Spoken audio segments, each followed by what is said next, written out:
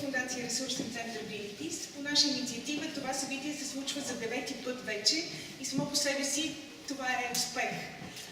Мисля, че е изключително важно в настоящата ситуация, в която се намира България, да има повече такива събития, свързани с изкуство и с многообразие. Събития, които помагат на хората да се сближават, а не да се разединяват, да се обичат, а не да се мразят. Това е посланието на ЛГБТ Арт Феста в Червената къща. Партньори тази година са театъра на НБУ, ЛГБТ Пловдив и една инициатива на Български хелзински комитет, която е там в ъгъла, нарича се Писма за права. Тя е конкретно свързана с онзи млад човек, който виждате на плаката, който е бил пребит, той е човек от Беларус. Бил е пребит от полицията в Беларус, защото се е опитал да създаде ЛГБТ организация. И бихте могли да подпишете петиция до прокурор, до главния прокурор на Беларус, както и до самия човек да напишете писмо. Има всички материали.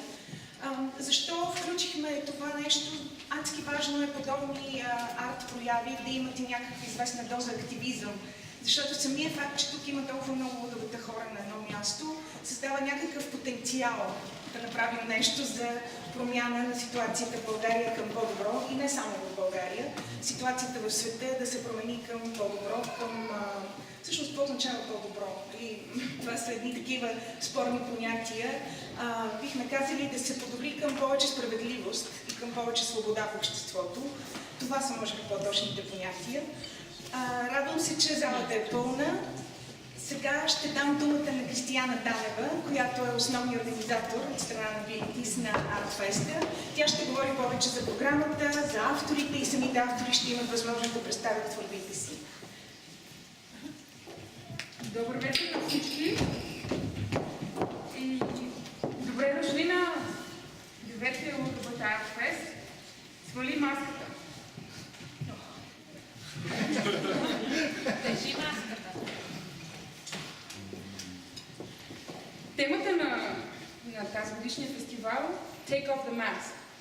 Свали маската е една много общо човешка тема, която не засяга само хората с алтернативна сексуална ориентация. Маските, които слагаме всеки един от нас, всяка сутрин, всеки обед, всяка вечер или може би всяка нощ. Маските, които слагаме, за да функционираме в този безумен свят. Това е една инициатива, която се случва с помощта на много хора. И искам специално да благодаря на Констанца Гецова, младата дълновителка тук до мен, която всъщност провокира темата за тази изложба Take off the mask. Защото преди да обявя тази тема във Фейсбук, на мен ми идваха се едни такива много, как да кажа, миролюбиви, хуманни, такива теми от сорта на любовта ни свързва или миналата година мост на идентичности. И една вечер се ядосах и си казах, окей, да, всичко е така, обаче трябва да има нещо, което да провокира. И тя жестоко ме провокира с това.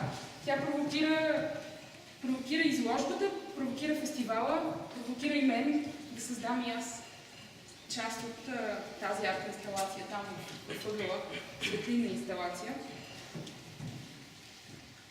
9-ти ЛГБТ Артфест се случва 3 дни, днес откриването на 3-ти, с тази изложба.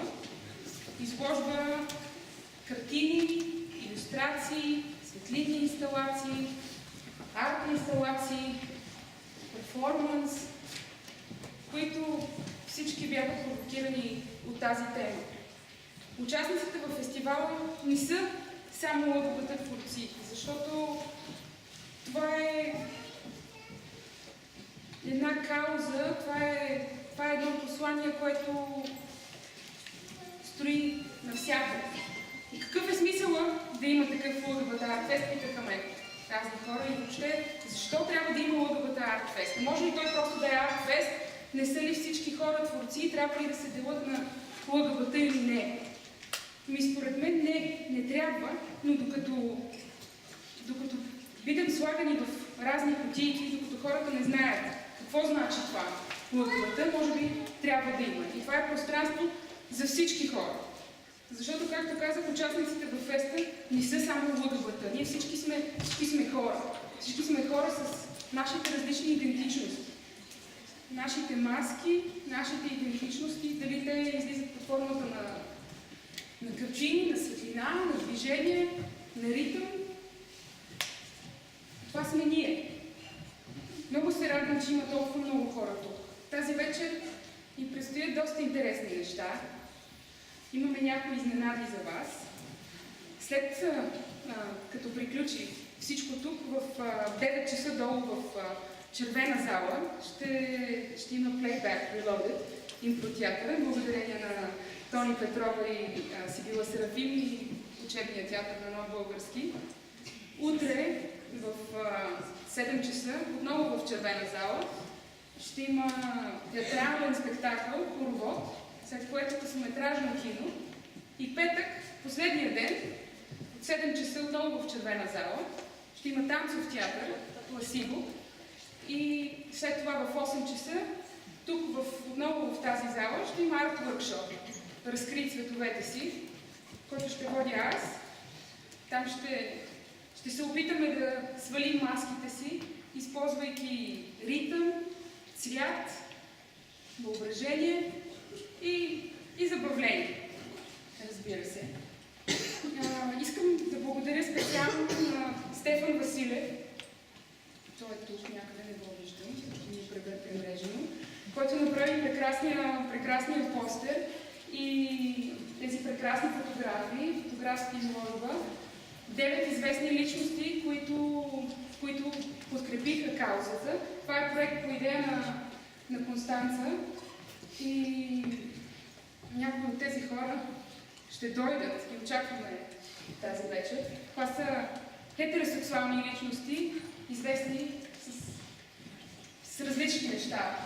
Сферата на изкуството и не само. Не знам дали пропуснат нещо, много вече говоря, надявам се, не съм ви досъдила. Не мога да сложа маската, която ме кара да не се притеснявам. Може би наистина това е момента да... Не. Да, и разбира се, да благодаря на всичките участници в изложбата. Петя Сабова, Ясен Сборовски, Агнеш Бойш. I have to say this all in English. I just realized that.